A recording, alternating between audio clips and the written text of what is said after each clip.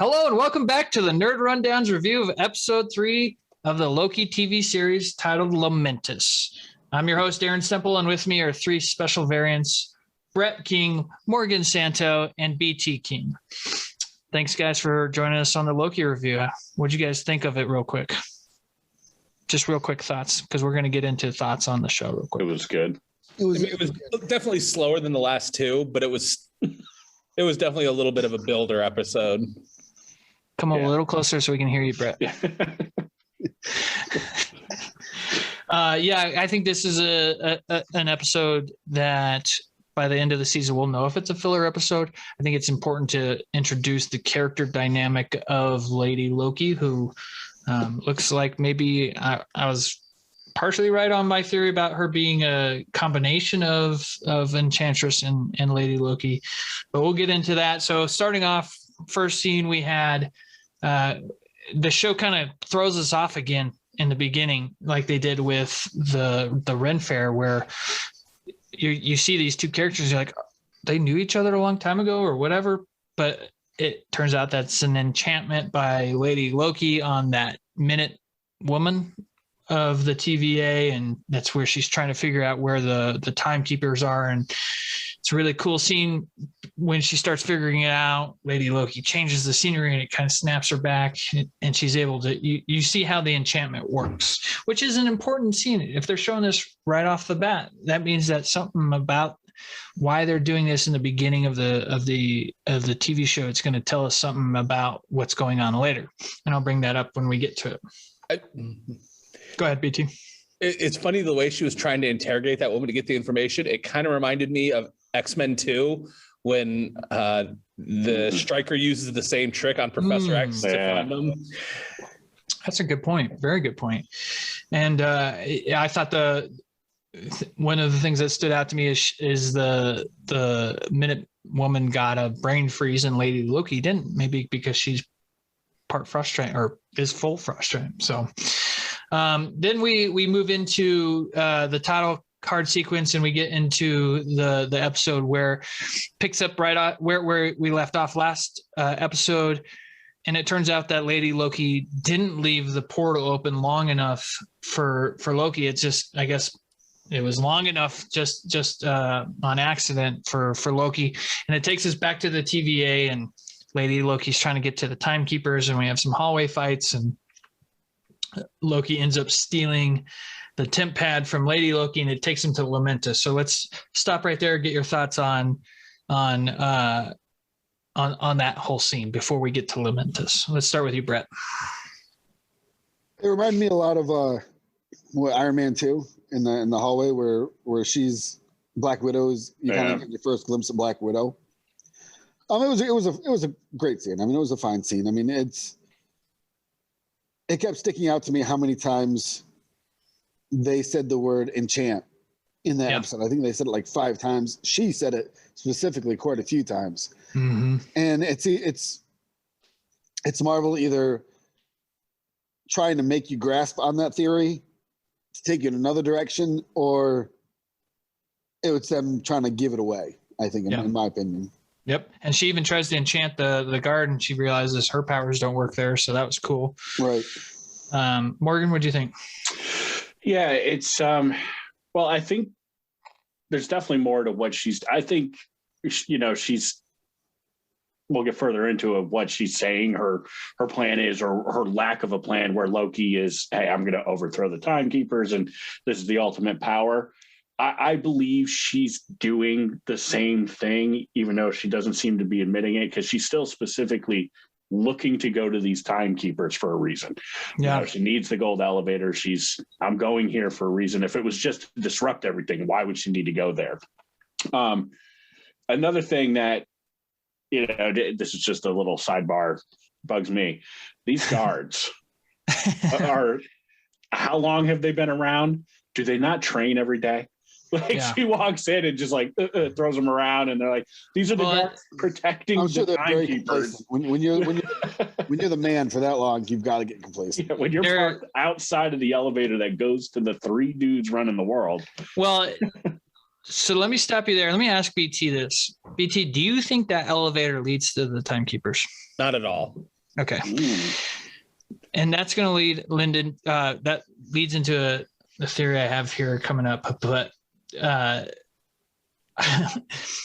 it does bug me a little bit, but that Loki is these gods, and he doesn't seem to be kicking ass like you think he would. Right. I think that needs to be explained a little. I don't know if the TVA has some sort of spell on him or something that his magic, he's not as strong, but he shouldn't be struggling. Even in Lamentis later on the train, you would think he'd just be able to power through these guys.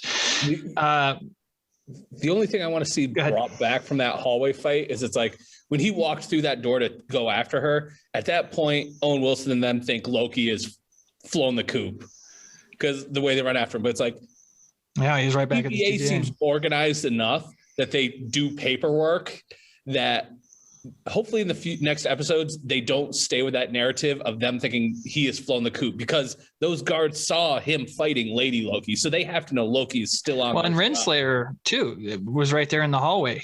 Renslayer. So I'm going to be real upset if they keep that narrative of them saying, oh, Loki's turn. When it's like, no, you saw him fighting her. It's tough, but did they really see him fighting her? Because she shows up and yeah, it looks like they're fighting, but when she shows up, Loki makes them both escape and get out of there instead of, okay, here she is, get her. Yeah. So Lady Loki has him in like a headlock and she's like, I'll kill him or I'll race him. Yeah. And Renslayer's like, go ahead. Who cares? Right. And just knowing they're mischievous, Loki turns on everything. I mean, they could just be showing up like, oh, this is just a trick, hoping that we won't go after them. Yep, and they can't, and they can't find him because they're in an apocalypse timeline. So there's no variant energy going on. So they are pretty screwed. So moving on, they land in 2077 on a planet called Lamentis, or maybe Lamentis 1, which is an apocalyptic future timeline where Moon is getting ready to crash into that planet, and they have 12 hours to find their way off. The temp pad is running out of juice, and they've got to find some juice to power it. And it leads into some cool scenes where they get through security to get on a train, and then some really great conversations between Loki and Lady Loki about love and what love is. What do you guys think about leading up? Don't hurt me. What do you think about that whole scene all the way up to, let's cut it off, where Loki gets thrown out of the train? So there's one big reveal in this scene.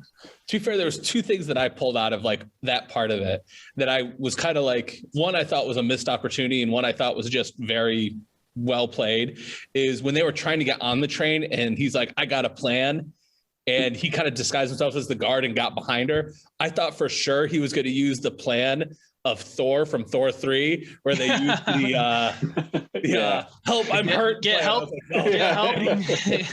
Let's do get help. Sure, that's what he was going to go for, and he didn't. I was a little bit disappointed because it looked like the setup was there. Yeah. And then when he grabs the glass, it slams on the ground and yells another. It's like, another. Come on, these two are brothers. They are brothers, and they loved each other. They are damn near so close alike at times. Like, I thought that was a really touching and nice moment. That was so that's, if you guys remember last night, I know you guys had a lot of whiskey in our pre-production meeting. when I said there's one really great Thor throwback, that was the another, and his another was great. The way he did it felt natural and it didn't feel forced. So Morgan, one big reveal that they talked about, I think they were walking up to the train, is variants are, or all the Minutemen, all the TVA agents, all the Minutemen, everybody in the TVA are variants. What do you think about that? I think it's interesting. I mean, that's obviously going to be. Oh, you said obviously. You're a son of a gun. Oh, sorry, guys. You're a son of a James Gunn. If this was real liquor, we wouldn't be able to have the show. We'd be dead. One hell of a show. But Loki is clearly going to use that once, assuming he gets back to the TVA and, you know, however they do it, to get Owen Wilson maybe on his side or you know, more of them on his side, showing like, hey, like, you long for a jet ski because you probably had one, because you had a life before this, you know? Yeah. You weren't just created by these gods to serve and do this. Like, they stole you. Yep. So I think that's going to be a big reveal thing in the next coming episodes. I mean, that's a pretty big reveal. And, you know, you see some of when the people who got enchanted, they're really shook after they're enchanted, maybe because they're, you know, maybe that opening scene was a real memory that she had and it got wiped. And so the TVA is very devious in that they're wiping everybody's mind and making them into these sort of robots that don't have any memory of their past. And it's really sinister. It's like making the TVA out to be super dark and really like makes you think, what the hell are the timekeepers doing? Are they real? Are they actually in this room like crafting the timeline, or are they more sinister than we think? And so like trying to move towards a certain timeline. Yeah.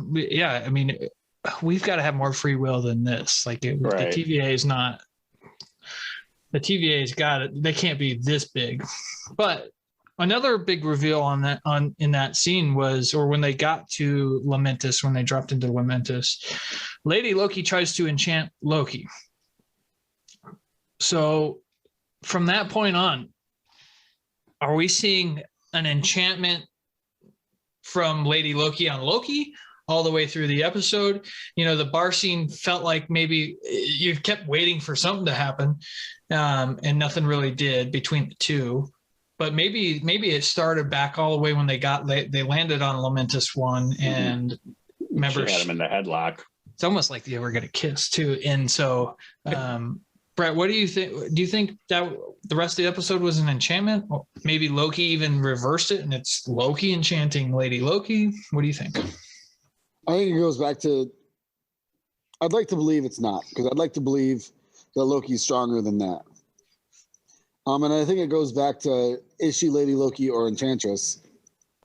Because it seems like she's only had one trick, and it's always been enchanting. Yep. Which leads me to believe that she is Enchantress. And to kind of bring up another thought, it's like she has the horns, but the one's broken. And I'm wondering what that has to do with it, because it might be just a detail that they're adding. Yeah. But it kind of seems like it might be like saying she's a broken Loki or she's not a Loki. Yeah. But I'd like to believe it's not just a made up enchanted episode. First of all, I hate those episodes because they feel very wasted. Wasted. Yeah, wasted is a good point. Yeah. But I'd like to believe it's not, because that would make everything that we learned in that episode irrelevant, because it's not. We don't know if it's real or not. Go ahead, BT. Go ahead. One of the things that's kind of with the whole enchanting, like her not being able to enchant him, you got to keep in mind. I feel like we sometimes forget that we're not looking at Loki who died by Thanos' hands. We're looking at Loki who, up until about maybe 2 days ago, he was in New York rocking that place.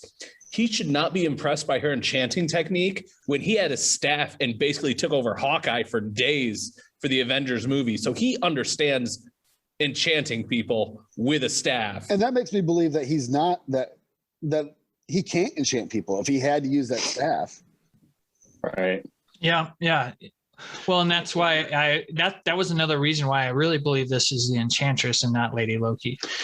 And so, you know, with the enchanting in this, possibly he is being enchanted for whatever reason, you know, however they play it out. Like, don't forget, she said with tough mind, she has to build a world sometimes, essentially, to break them down to really take what they need. So it could be that elaborate, she's building this world, you know, and he's getting drunk, letting his guard down, you know, like doing weird things for Loki when he's clearly with somebody that wants to kill him when she has the chance. Yeah. To be like, yeah, I'll just get drunk. I'll just relax. I'll just have fun. I don't even really care. I'm telling you about my life and my mom. And that would mean that he has something she needs, though. And he might. We don't know.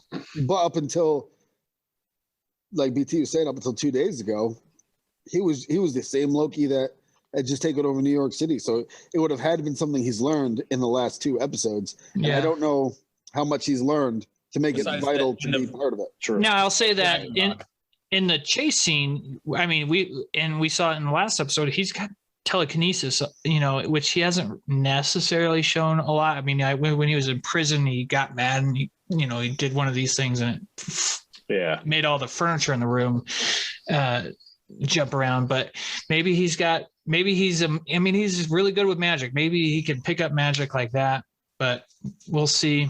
This is a great conversation. I would love this kind of conversation. And the whole, he is the 2012 Loki from 2 days ago. That's another thing that maybe the one drawback of this whole show is he's like struggling against these guards on the train when 2 days ago Captain America like punched and kicked him in the face and he just stood there because he's a god. He's not. He didn't struggle with Cap. Slapped around by the Hulk and like Hawkeye exploded him into a building and he got up fine. Yeah, exactly. Yeah, exactly. And this, like these guards, he's kind of struggling with. So that's maybe the one drawback. Maybe there's a reason for it. We'll see. But okay, so my love for Tom Hiddleston is growing with each episode because he sings this Norse god song that they created for this TV show, and it was, it just felt like it was Loki, that's a Loki thing. So I love that. So they get thrown off he gets thrown off the train. She jumps off the train because he has the temp pad and they have to figure it out. And from there they decide to work together and they're going to go get on the Ark and they're going to change this timeline and so they get to the city where the evacuation vessel is, and it's a really cool scene that it looks like it's one shot the entire time. They do some really good special effects to show that it's definitely not, but really cool scene. Yeah. I don't think that this is it, but I've seen this online that when the tower was coming down, that Loki actually took one of the time stones from the TVA and used the time stone. I've seen different theories where the time stone will only work from the timeline it was taken from, which again, it's a little murky and I don't know, but just because it doesn't work in the TVA, maybe it works in that timeline. That's something we'll have to see how it plays out. But that was some impressive magic that we necessarily. I mean, he grabbed a Roomba in the rocks cart area last week, but this week moving in a whole tower like that's some impressive magic. What do you guys think of this whole entire scene that ends with definitely not getting off this rock anytime soon because the moon is getting closer and it crashes into the evacuation vessel? BT, why don't we start with you? I mean, the whole running around thing, I gotta tell you, I was kind of bored when that happened during the scene. The only thing that I kind of grabbed is when it looked like the other moon was getting close, it almost looked like the moon had a mouth. Like, oh yeah. Like the way it exploded. At one point I was like, dang, is that like a planet eating another planet? You remember in the last episode when she teleported all those doorways to other timelines to mess up the timeline? Yeah. On that list, when they were back at the TVA and they were flashing through all the places that were getting messed up, Ego was one of the names that popped up on that list. Oh, I didn't see it. And so I thought that was kind of neat to see Ego there. And then now we're seeing a planet eating another planet almost. And I was like, oh, there's no way this is tied. But I'd have to go back and look at that. Yeah. That is interesting because Ego by 2077 he's dead. But it depends on the Ego that they're using. Like Ego in the comics was a planet. Right. I'll have to go back and take a look at them. Yeah, I mean, cool. I thought it was cool. I did love how the guards are still like we got to get you. You know, it's like, really?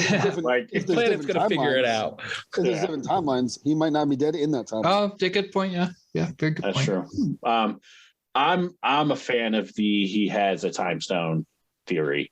Okay. Which would explain why he was very nonchalant about everything, because he was just like, hey, it doesn't matter. I'm just going to reverse time, do what I need. Let me talk to you to figure out what you're doing, why you're doing what you're doing, and then I could just go back to the beginning, be good to go. Yeah, you could rewind the tip pad. Okay. Right. He could just go back. Because that whole, like you said, he reversed time in the building. You watch it, it goes back and it's erected. A power that, granted, he could just have the power. Did you say obviously? No, when I said erected. Drink again. Are we drinking to erected? But, you know, that's a power we obviously haven't seen, and they could be going the Star Wars route where we're just going to start giving you intense powers and don't need any explanation to it.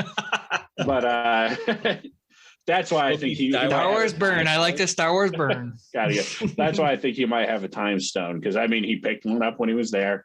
There's a crap ton of them, so okay, why not take one? You know, I mean, honestly, go ahead, Brett. I'll say this real quick. I'm not a fan. If he has the time stone, I want to move away from the Infinity Stones, and if they're coming back, this is like we've already had 10 years of Infinity Stones.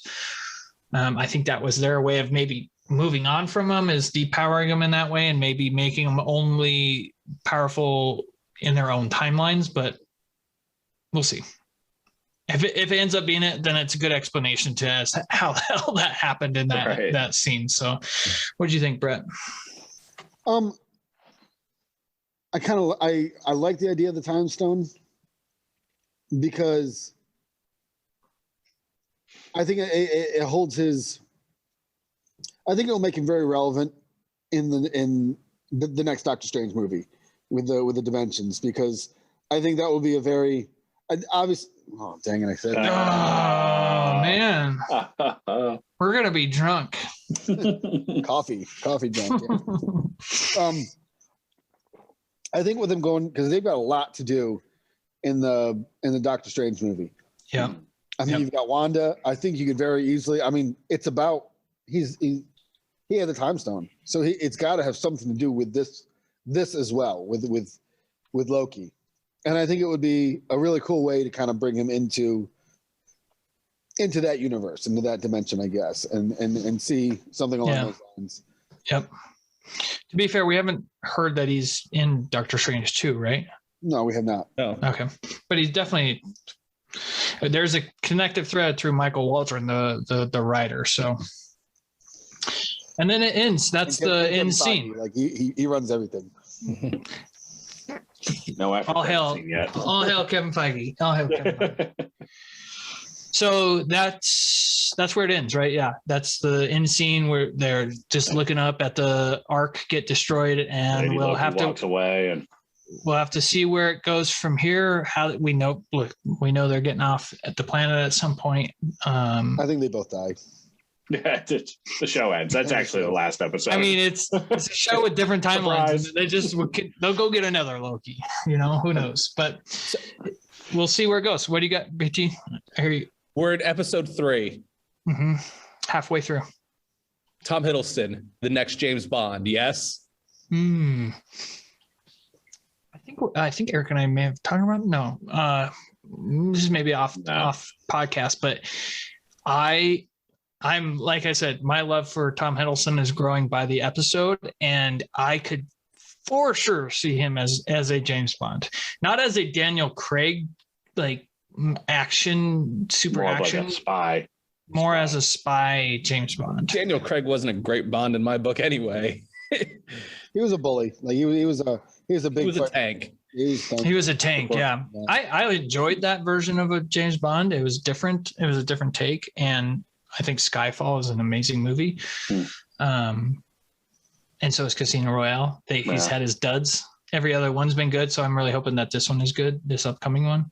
And we're talking about James Bond in a Loki. I was going to say before we get too off topic. Yeah, I think happen because we, We have our theories. Here's what I honestly think is going to happen. None of what we're saying is going to be true. I mean, we found out with WandaVision, theorizing was not good. Same with probably what's going to happen is I think the TVA is just going to show up and save them. Because we obviously Owen Wilson's character knows. Drink. Guys, Drink. I'm sorry. Drink.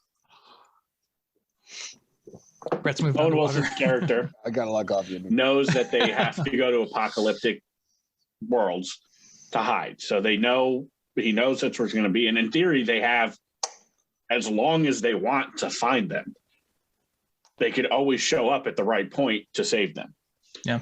So that I'm thinking that's what's going to happen. They're just going to show up at the right time, take them both in, and we go from there. Could be part of her plan too. To almost. Let me ask you this. Let me ask you all this. Do you think the TemPad is broken, or do you think that was Loki's magic? I wondered that whether it was actually broken or not, or whether he was just making it look like that. Yep. And I think that would go back to how much of a plan does he have? Right. True. Because he's very good at coming up with plans on the fly, very intricate plans on the fly. And I think it's like, so, and then some of the plans, like getting on the train, it's not a great plan on the fly. And it's like, it's almost like he's trying to show weakness, which I think might be what he's doing, is showing weakness to build her or build something around. Cause that's what he does. He's a trickster. Like he's showing that, I'm not that strong. So then at the absolute right moment, he can show this is my true power level. And really, when has anything ever been broken in that pocket dimension where him and Doctor Strange send stuff? When has it ever gotten broken because they took a fall off something? That is true. That was weird that it's like, so did he just have it on himself and it was invisible? The TemPad? Yeah. Like, why would it break? I mean, it's magic, so it's, there's no rules. She even said it. I think she asked him one time, she's like, where were you hiding that? Or where are you hiding it? And it's magic. Like it's in the ether, the Doctor Strange of the Time Stone. Where was that? It's just like, how many times did he hide the Tesseract? I mean, yeah, like right. I mean, he's just like, and it appears on his hand. It's like, did you take that from another dimension? Right. So it's hard to say if he rolled around and broke the TemPad or he was using magic. So listen, this is a Loki show. He's the main character. It's going to show him that he's not, that it's going to show that he's a few steps ahead, I think, at some point. Yeah, at some point, yeah. I do think that the TVA will show up and take Lady Loki in the next episode, and where we go from there. What do you guys think? Because I'm really been trying to think where do we go from here? I think you've got to roll it into Love and Thunder. I mean, she was always. I'm talking about the from the rest of the show, because we still have 3 episodes left. That's what I'm saying. I think they've got to roll it somehow into Love and Thunder, because you don't want to take. I think it's a mistake to take Loki out of the entire MCU. I mean, he's been killing it for 10 years. Well, this is the MCU, And so I think you can roll him into it. And I mean, to be fair, when Tony and them steal the Tesseract and he leaves, not the Tesseract, the Tesseract, when they're trying to get the stone and get it back to their timeline, and they didn't get it, like that has to be part of the timeline now, right? Because he's gone. So in theory, like half of the MCU didn't happen because of that one moment, unless they get that Tesseract back in the right place. Yeah. But coming back around to what I was saying before, I feel like you've got to roll it into Love and Thunder, because Enchantress was always in love with Thor. Yeah. It was always about getting to him. And I feel like when you have a movie called Love and Thunder, there's going to be a lot of love. You've got to have a little bit of love. I think you're going to see that with Jane, but I think you've got to have the opposite side of the coin with Enchantress, and that was they were the opposite sides. Obviously. But Said it. Now, damn it. I could get into the weeds here with time travel and yeah, we're gonna cut it short here because we're running short on time. But again, this was a slower episode. We'll see by the end of the season. It was important. We'll see by the end of the season if it was a filler episode. It was important again to get the Lady Loki character. Her character. It was a character building episode for her, and I think it's a puzzle moving episode. Puzzle piece moving episode. Is that the right term? Something like that. They're moving it. They moved it along in a certain way that we won't know until it's revealed. I do hope next episode has more Owen Wilson because he was very much missed. yes. So it's like best point of the day, BT. You win the award for best point of the day because it really Owen Wilson has been magical so far in this show. And again, I need to see him on a jet ski at some point, even if it's like in season 2. Somehow. This ends with him and Loki riding off on a jet ski. Wow. All right, guys. Well, thanks for joining us on the Loki episode 3 review. Love to have you guys back at some point soon. And this show has been fantastic. Again, the smallest drawback is that it feels like he's a little depowered in a way, but maybe we'll see what that's all about and where this goes from now. I do know that Michael Waldron, the show, said wait till episode 4 because then the show goes off in a direction that it will blow your mind. So I'm really looking forward to seeing what that is. Mm-hmm.